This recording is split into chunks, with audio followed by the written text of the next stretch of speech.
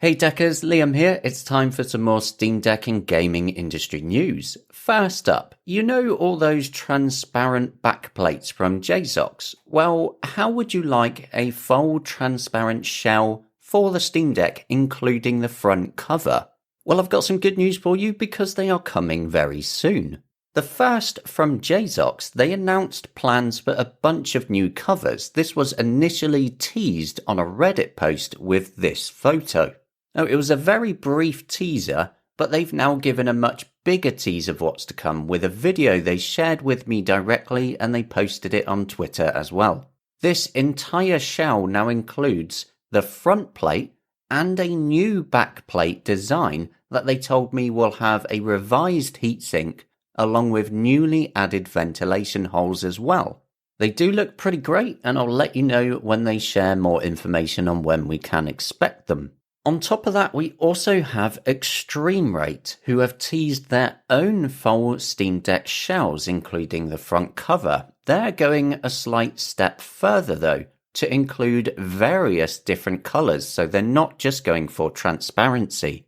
And these look pretty great as well. I could happily see myself going for the wood style one. It looks really cool.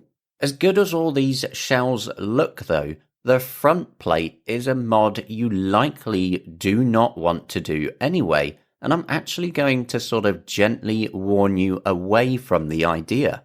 I'm not going to tell you not to, it's your Steam Deck, but I feel I'd be doing you a disservice if I didn't mention just how difficult this will be to do.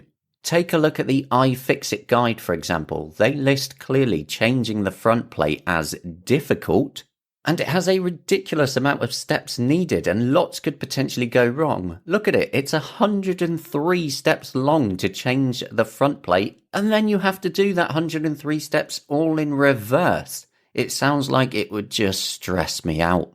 So it's cool to see multiple companies now doing the full shell, but it's not going to be something for everyone. Something else that's quite exciting is the upcoming AirJet from Frore Systems. This is a new way of cooling various devices, and they even recently put up a bit of an explainer video that featured a Steam Deck. It's designed to be smaller than a traditional fan, run quieter while also working to remove more heat.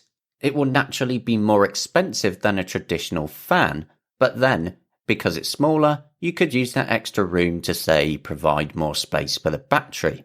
The idea of it just excites me to see tech moving on like this that could potentially make future handheld gaming devices, let's say a Steam Deck 2, even more interesting and powerful. The Steam Deck could definitely do better on the cooling as well, as other devices have shown. Back to Steam Deck updates, we're getting a bit of a teaser now that SteamOS 3.5 is finally getting ready to drop into preview. Valve recently released a very small update from preview into stable, which includes an updated GPU driver for Splitgate and Jedi Survivor. Here's the fun bit though. Valve developer Pierre Griffet on Twitter mentioned the Steam Deck preview is nice and empty with a funny eyes emoji. Now you may think it's nothing and looking into it too far, but to me, it's a clear hint that it's empty now and ready because a huge amount of work they're doing with SteamOS 3.5 is about to drop into preview. And you've been able to see a lot of work that they're doing if you have developer mode turned on and then the advanced update channels turned on. You can opt into main, which I would never suggest you do, which has updates all the time of all the work they're doing. There's a lot to look forward to there in SteamOS 3.5 with an updated GPU driver that will improve the shader stuttering situation.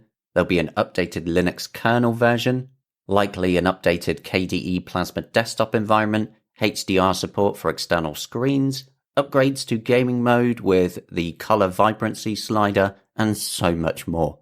We also had various upgrades to Proton since my last video. First up, there is the GE Proton. This is the one made by the community that at times can have things a little bit faster than the official Proton. GE Proton 8-4 includes fixes for multiple games like Alter Ego, The Blind Prophet, Shadows on the Vatican. They've removed the no longer needed Fall Guys Easy Anti-Cheat workaround. They've fixed up the North Star launch argument not working for Titanfall 2, and they upgraded a whole bunch behind the scenes. There's also a few updates to Proton Experimental. There was one released on the 1st of June, which included an update to DXVK. This is the translation layer that converts Direct 3D 9, 10, and 11 to Vulkan for Proton to fix a recent regression that hit BlazBlue's Centralification and Kung Fu Strike the Warrior's Rise, and they noted many other games. They didn't state which many other games, but presumably quite a few older titles. Then another Proton experimental update for June 6th included support for the new Lord of the Rings Gollum, not that you'd want to play it. They fixed flip videos in Secret of Mana and various other titles. They fixed Call of Duty 2 hanging when loading maps. They fixed Creativerse hanging when exiting from a local game. They fixed up the Ubisoft Connect, yet again, intermittently having an invisible window. And there were 2 Proton 8 regressions that they also fixed, with DJ Max Respect 5 being playable again, and Halo the Master Chief Collection menus should no longer be broken if you saw that. On the subject of accessories for a second again, dbrand recently added a new universal mounting system for the Killswitch Steam Deck case, which you can get in either red or black, and it comes as a little valve that you attach to the back of the Killswitch case, and it has a strap letting you attach pretty much anything to the back of your Steam Deck with the Killswitch case. It looks like a nice idea, although it has been done before by the likes of the Deckmate and the Mod case from JZox, but it's always good to see more options. Sales numbers are a fun thing I like to keep an eye on. I like to keep looking back each week for these news videos to see just how things are going overall. And mainly to see if the ROG Ally pre-orders and the release date that's really coming soon now, just to see if it will affect it. And so far it actually hasn't. Even with all the hype. In fact, over the last week, globally, the Steam Deck has actually moved up a position on the Steam Deck global revenue charts, so it's doing about the same as usual, which is obviously good for the long-term outlook and support for the Steam Deck. Another point here that I'll raise quickly is that thanks to the Steam Deck, the Linux user share on Steam has reached another multi-year high.